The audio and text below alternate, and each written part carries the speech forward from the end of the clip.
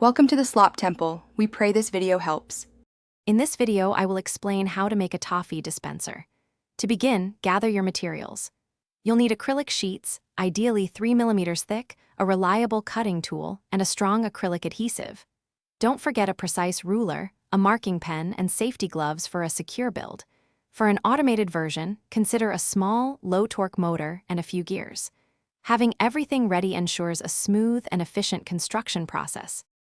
Next, let's design and cut the components. Start by planning your dispenser's dimensions. A common size is a 6-inch by 6-inch base with a height of 8 inches.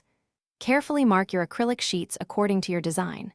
Use your cutting tool to precisely cut out the main body panels, the internal hopper, and the dispensing mechanism parts.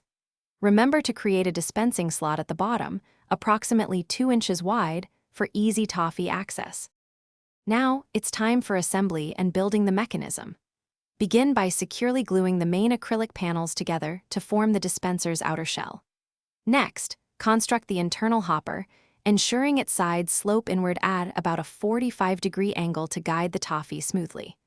For the dispensing action, you can either install a simple push-lever mechanism, or, for automation, integrate your small motor with a rotating plate or auger. Ensure all moving parts operate freely. Finally, let's add the finishing touches and conduct thorough testing. Allow all the adhesive to cure completely, which usually takes about 24 hours, to ensure maximum strength. Once dry, load a small amount of toffee or similar candy into the dispenser. Test the dispensing mechanism multiple times to confirm smooth and consistent operation. Make any minor adjustments to the lever, motor, or internal components to achieve perfect functionality. Enjoy your new toffee dispenser. Thanks for watching. Consider subscribing if we helped you.